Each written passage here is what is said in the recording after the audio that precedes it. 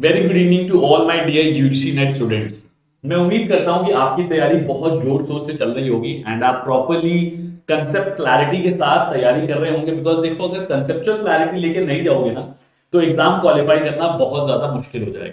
ठीक है, आज मैं आपके सामने इसलिए आया हूं बिकॉज एक बहुत ही अच्छी न्यूज मैं आपसे शेयर करने वाला हूं और मैं आपको पहले ही डिस्क्लेमर दे दूं कि ये न्यूज यूजीसी नेट वाले स्टूडेंट्स के लिए है, स्पेसिफिकली जो कॉमर्स और मैनेजमेंट सब्जेक्ट से तैयारी कर रहे हैं, ताकि बाकी लोगों का टाइम वेस्ट ना हो। मैं नहीं चाहता हूं कि स्टूडेंट्स अपना टाइम वेस्ट करें, तो जो कॉमर्स एंड मैनेजमेंट के स्टूडेंट्स हैं उनसे मैं स्पेसिफिकली बात करना चाहता हूं।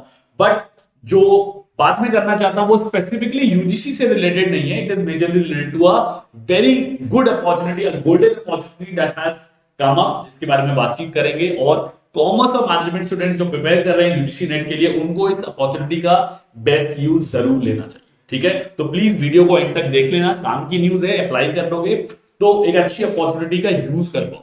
ठीक है, चलो बात करते हैं ये अपॉर्चुनिटी है क्या।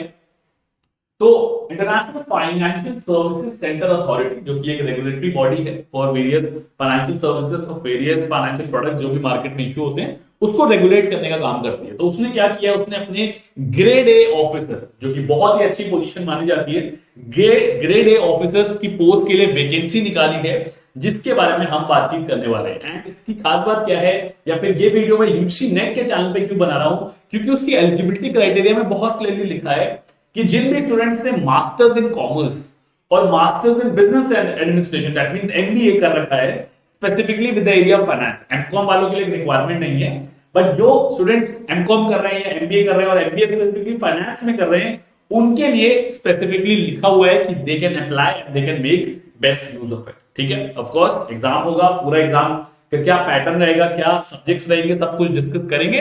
ठीक है, बट बेसिक आइडिया क्या है, कॉमर्स एंड मैनेजमेंट वाले स्टूडेंट्स जो हमारे चैनल के साथ जुड़े हुए हैं, आपके लिए ये गोल्डन अपॉर्चुनिटी है अप्लाई करने की। ठीक है, चलिए बात कर लेते हैं, थोड़ा सा डिटेल में जाएंगे। ठीक है, कोशिश करेंगे कि आपको सारी की सारी न्यूज दे दें, कोई इंपॉर्टेंट न्यूज मिस ना करें। ठीक है, तो जल्दी से बात कर लेते हैं कि भैया क्या है। ठीक है, सबसे पहले तो मैं आपको बता दूं कि कुछ इंपॉर्टेंट डेट्स जो आपको ध्यान रखनी है। डेट्स बहुत इंपॉर्टेंट है, क्योंकि अगर फॉर्म में फिल नहीं करोगे तो फिर आगे कैसे एग्जाम दे पाओगे और कैसे सिलेक्शन ले पाओगे। तो जो ऑनलाइन एप्लीकेशन है वो ओपन हो चुकी है, आप वेबसाइट पे जा सकते हैं। ठीक है, IIMSCA के, ठीक है, 11/2 से लेके, दैट मींस 11 फरवरी से लेके 3 मार्च तक आपके पास एप्लीकेशन विंडो खुली हुई है। आप इसमें जाके फॉर्म फिल कर सकते हैं। आपको सफिशिएंट टाइम मिला हुआ है, ठीक है, एग्जामिनेशन के लिए, क्योंकि जो एग्जामिनेशन है वो होने वाला है मार्च अप्रैल में। ठीक है, और मैं आपको बता दूं कि यहाँ पे फेजेस में एग्जाम होता है। एक फेज 1 होगा, एक फेज 2 होगा एंड देन फाइनली फेज 3 होगा, जिसके अंदर इंटरव्यू कंडक्ट कराया जाएगा। तो इट्स अ 3 स्टेज प्रोसेस जो आपको ध्यान रखना है। ठीक है, फर्स्ट फेज कब होने वाला है, मार्च अप्रैल के अंदर होने वाला है। फेज 2 कब होने वाला है, अप्रैल और मई में हो सकता है। बेसिकली 1 महीने का टाइम लैप्स रहता है और ये कंफर्म वैकेंसीज है, मतलब ये नहीं है कि एग्जाम डिले हो जाएगा जैसे हमारा यूजीसी नेट का होता रहता है। ठीक है, और फाइनली फेज 3 जो है वो इंटरव्यू होगा, जहां पे आपका फेस टू फेस पैनल के साथ इंटरव्यू होगा, जिसके बारे में आपको बताया जाएगा after the phase 2 is being done and the candidates have been shortlisted. ठीक है, इतना बेसिक समझ में आ गया। आई होप आपको इतना बेसिक आइडिया लग गया।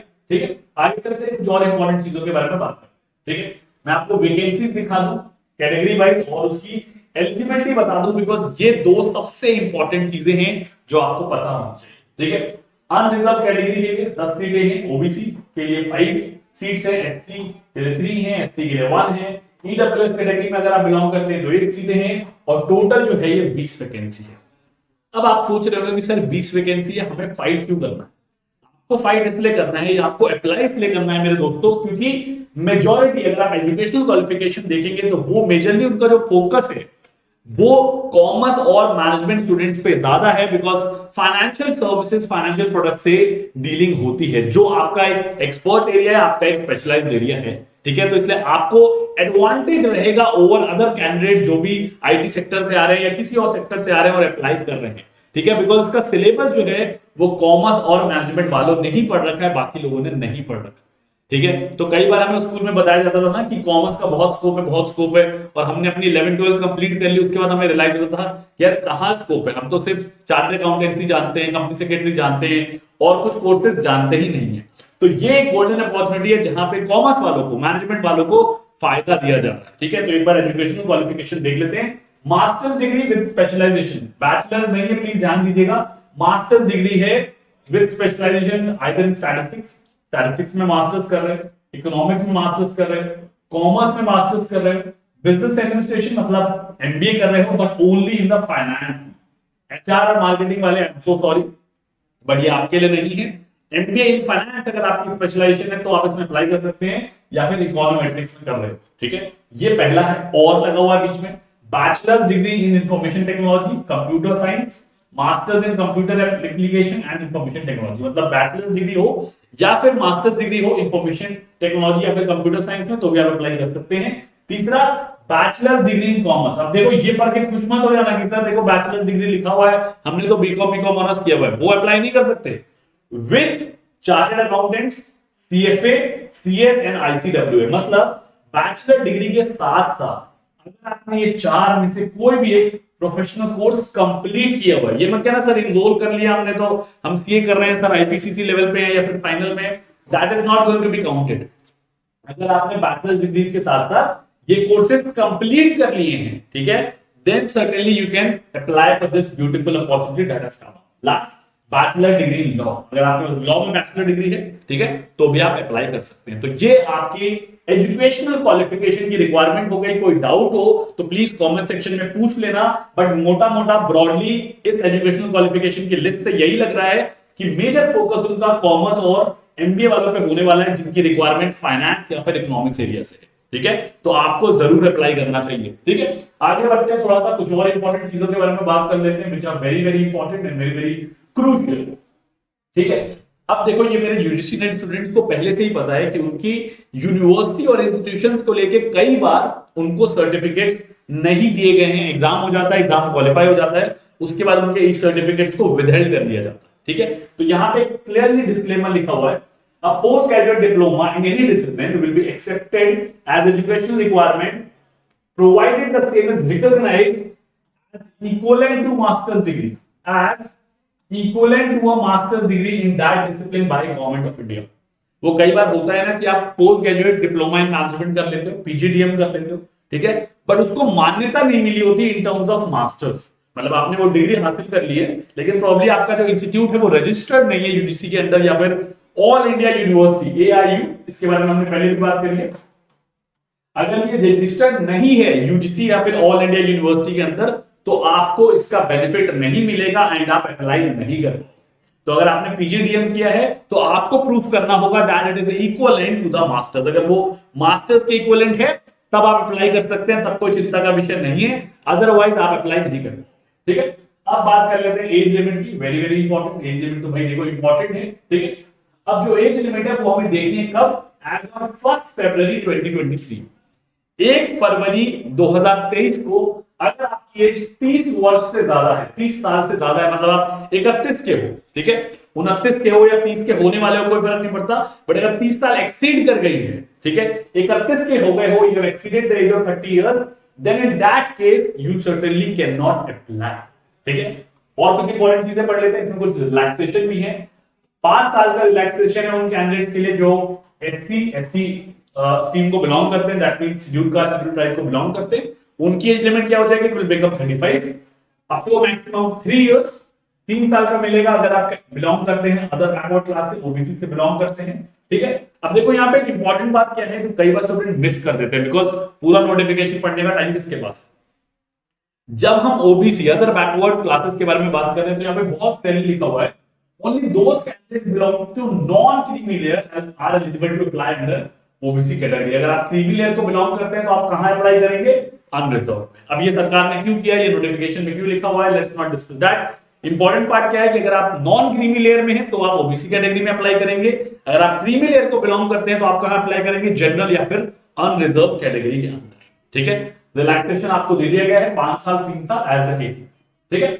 आगे बढ़ते हैं, थोड़ी सी और इंफॉर्मेशन यहाँ पे है कि अगर आप पीडब्ल्यूडी कैंडिडेट हैं, ठीक है, उस केस में आपको 10 साल का रिलैक्सेशन मिल जाएगा, ठीक है, और एंड सिमिलरली 13 इयर्स का मिल जाएगा अगर आप रिजर्व कैटेगरी से हैं और बिलोंग करते हैं आप ओबीसी कैटेगरी के अंदर, ठीक है। तो अकॉर्डिंगली रिलैक्सेशन आपको प्रोवाइड किया हुआ है, ठीक है। तो 10 साल जनरल कैंडिडेट के लिए बेसिकली, 13 साल अगर आप ओबीसी कैंडिडेट हैं और 15 साल अगर आप पीडब्ल्यू मतलब फिजिकली हैंडीकैप पीडब्ल्यूडी कैंडिडेट हैं और एससी एसटी कैटेगरी को बिलोंग करते हैं। ठीक है, तो ये हमें मोटा मोटा एलिजिबिलिटी समझ में आ गई, हमको बेसिकली एजुकेशनल क्वालिफिकेशन के बारे में पता चल गया, एज के बारे में पता चल गया। अब हम चलते हैं कि भाई एग्जामिनेशन कंडक्ट कैसे होगा, जो जिस 3 फेजेस के बारे में हमने बात की। ठीक है, उसके बारे में एक बार बातचीत करेंगे। मोड ऑफ सिलेक्शन क्या है? मोड ऑफ सिलेक्शन जैसे मैंने आपको बताया कि भाई फेज 1 और फेज 2 होगा। ठीक है, अब यहाँ पे क्या होगा, फेज 1 के अंदर ध्यान रखिए कि ऑनलाइन एग्जाम है, it is not a kind of a written exam. ठीक है, ऑनलाइन ही एग्जाम कंडक्ट किया जाएगा। अब ऑनलाइन एग्जाम में क्या होगा, आपके फेजेस होंगे। फर्स्ट फेज के अंदर 2 पेपर्स होंगे which are going to be 100 marks की, मतलब 100 मार्क्स का एक पेपर, 100 मार्क्स का एक पेपर, 2 पेपर हो गए। फेज 2 के अंदर अगेन 2 पेपर्स होंगे 100 मार्क्स की, मतलब फेज 2 भी बेसिकली 200 मार्क्स का होगा। तो अगर मैं यहाँ पे लिखना चाहूं, समाप्त करना चाहूं, तो phase 1 is going to be of 200 marks, 2 papers का। Phase 2 is also going to be of 200 marks. तो 200 मार्क्स के आपको 2 फेजेस के एग्जाम देने हैं। ठीक है, थोड़ा सा सिलेबस डिस्कस कर लेते हैं। अगर फेज 1 के बारे में बात करें, और ध्यान रखिएगा मल्टीपल चॉइस क्वेश्चन होंगे, देखो क्योंकि मल्टीपल चॉइस क्वेश्चन क्या होगा वो बता लेते हैं। पेपर 1 के अंदर क्या होगा, जनरल अवेयरनेस फाइनेंशियल सेक्टर के ऊपर 25 क्वेश्चन पूछे जाएंगे, इसलिए फाइनेंस लिखा हुआ है, आपको लॉजिक समझ में आ रहा होगा। और ये 1 मार्क्स का होगा, मतलब 25 into 1 25 मार्क्स का हो गया। English language 25 question 1 marks each. Quantitative aptitude 25 question 1 mark each.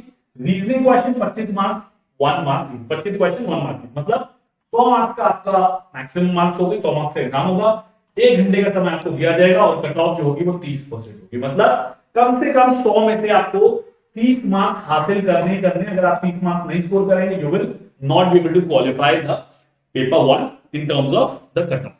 Paper 2 के बारे में बात करें, इसमें क्या होगा, मल्टीपल चॉइस क्वेश्चन होंगे जनरल नॉलेज के ऊपर, करंट इवेंट्स, नेशनल और international importance, economic and social development का टॉपिक होगा, जिसके अंदर sustainable development, poverty, inclusion, demographic, basically Indian economy का पार्ट है ये। अगर मुझे इसको सिंपलीफाई करना हो, कॉमर्स जिसके अंदर बेसिकली बिजनेस स्टडीज आ जाता है, अकाउंटेंसी, आपके अकाउंटेंसी के अंदर फाइनेंशियल अकाउंटिंग, कॉर्पोरेट अकाउंटिंग आ जाता है, मैनेजमेंट पूरा का पूरा मैनेजमेंट सब्जेक्ट हो गया, जिसके अंदर थोड़े से क्वेश्चन कोर मैनेजमेंट से होंगे, कुछ एचआरएम से भी रिलेटेड हो सकते हैं और कुछ ओबी से भी रिलेटेड हो सकते हैं।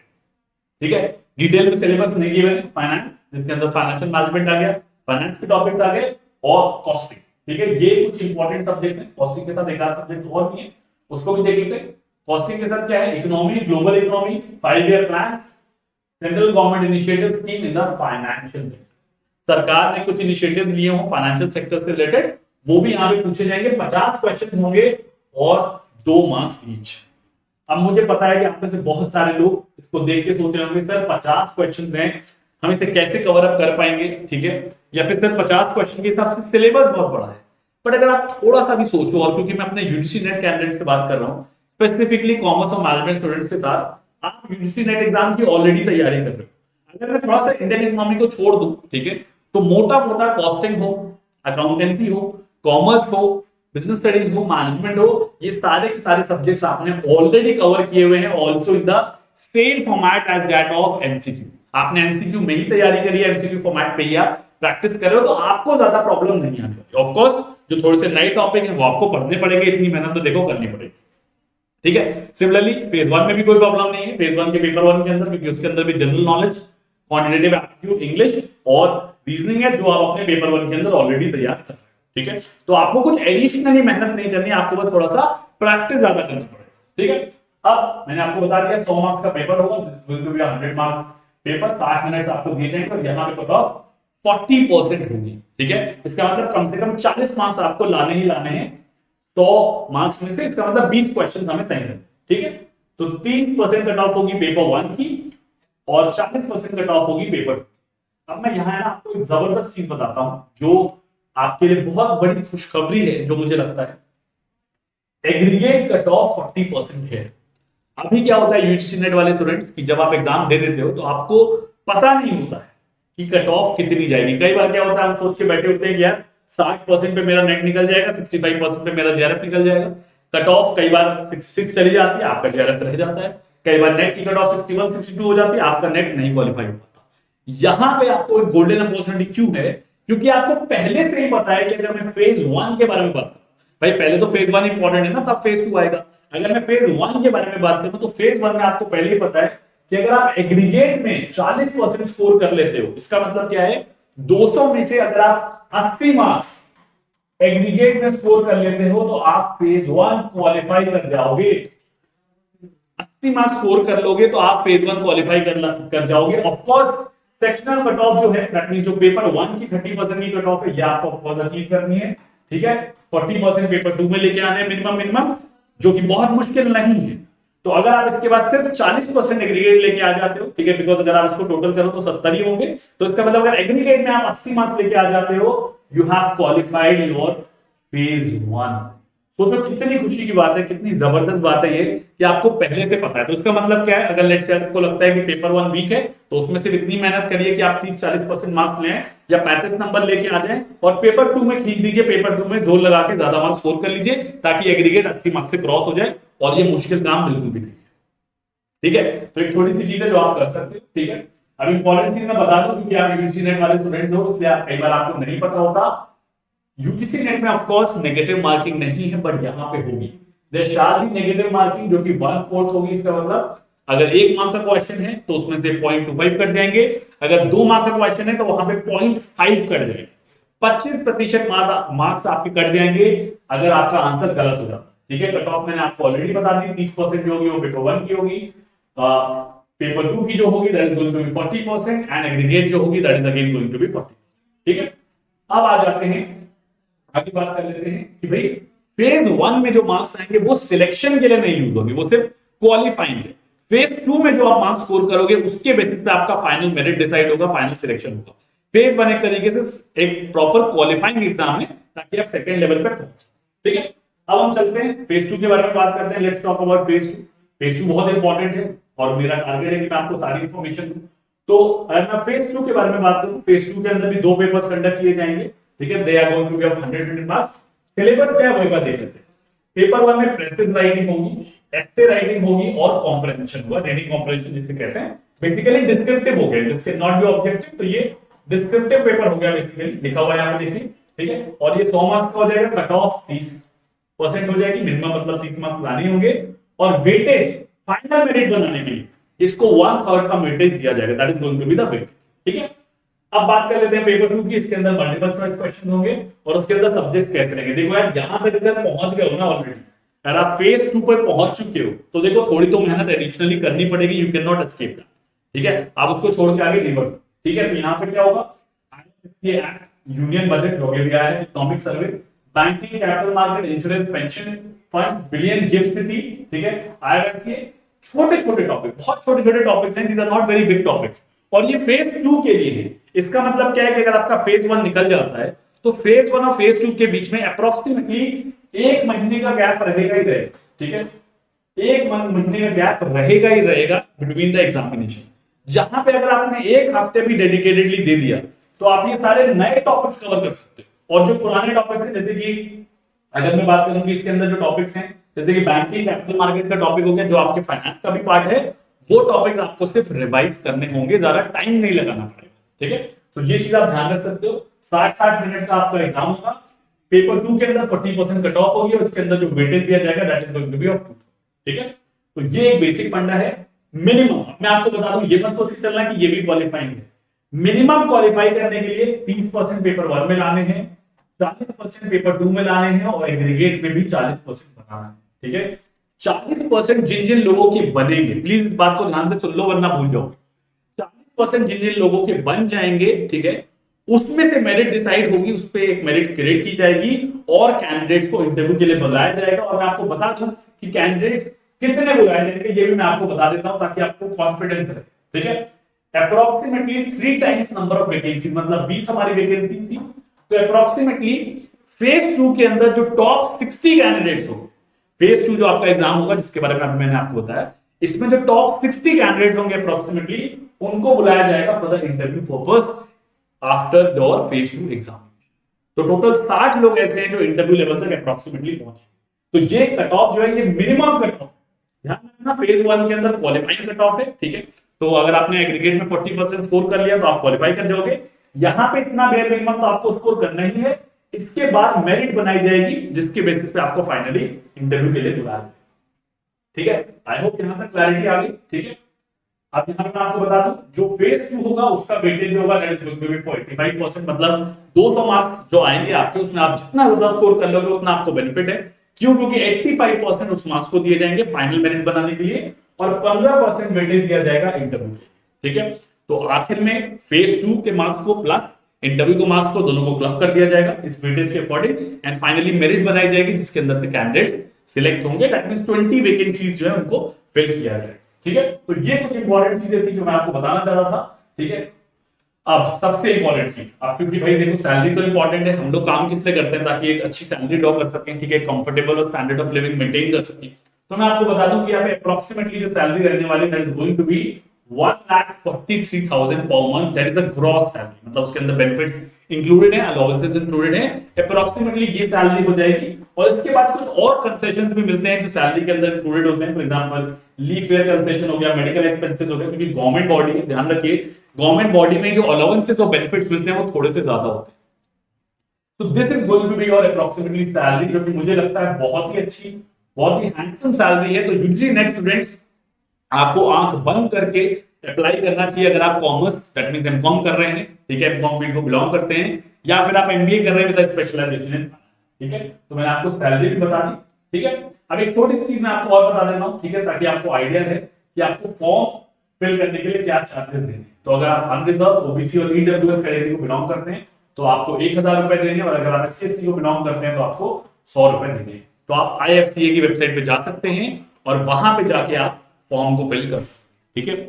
मुझे पता है 15 से 20 मिनट की वीडियो हो गई होगी ये, बट मैंने आपको कंप्लीट इंफॉर्मेशन दे दी है कि ये गोल्डन अपॉर्चुनिटी है और आपको इस एग्जाम के लिए जरूर अप्लाई करना चाहिए। तो मेरे यूजीसी नेट वाले स्टूडेंट्स, मैं आपसे दरख्वास्त करूंगा, मैं आपसे रिक्वेस्ट करूंगा कि इस अपॉर्चुनिटी को जाने मत दो, ठीक है। आप ऑलरेडी एग्जाम प्रिपेयर कर रहे हो, आपको सिर्फ कुछ एडिशनल टॉपिक पढ़ने पड़ेंगे अगर आप फेज 2 तक पहुंच गए, और फेज 1 के लिए आपको क्या करना पड़ेगा, सिर्फ आपको प्रैक्टिस थोड़ी सी ज्यादा करनी पड़ेगी, ठीक है। उसके सिवाय मोटा मोटी जो सिलेबस है वो आपका यूजीसी नेट का ही सिलेबस है। और दिमाग में ये भी चलाओ कि अगर मैं सिर्फ फेज 1 के बारे में बात करूं तो आपको पूरा सिलेबस कवर करके जाने की भी जरूरत नहीं। अगर आपको लगता है कि आप यूजीसी नेट की तैयारी कर रहे हो, आप पे नेशनल इंपॉर्टेंस वाला जो टॉपिक है उसका एक एडिशनल बर्डन बनेगा, तो आप क्या कर सकते हो, बाकी सारे सिलेबस को बहुत कॉम्प्रिहेंसिवली कवर करके चले जाओ और उसके बेसिस पे अपने मिनिमम क्वालिफाइंग मार्क्स को अचीव करो, ठीक है। धीरे धीरे हम और वीडियोस बनाते रहेंगे जैसे जैसे रिस्पॉन्सेज आएंगे। अगर आपका रिस्पॉन्स अच्छा आएगा और मुझे लगेगा कि आप कमेंट सेक्शन में सच में इंटरेस्टेड हो इस गवर्नमेंट बॉडी में जाने के लिए आईएफएससीए में, तो मैं जरूर और वीडियोस क्रिएट करूंगा। कोई भी डाउट हो तो आप प्लीज कमेंट सेक्शन में मुझे जरूर बताएं, ठीक है। Till then signing off your mentor Shubham Singh. God bless you all.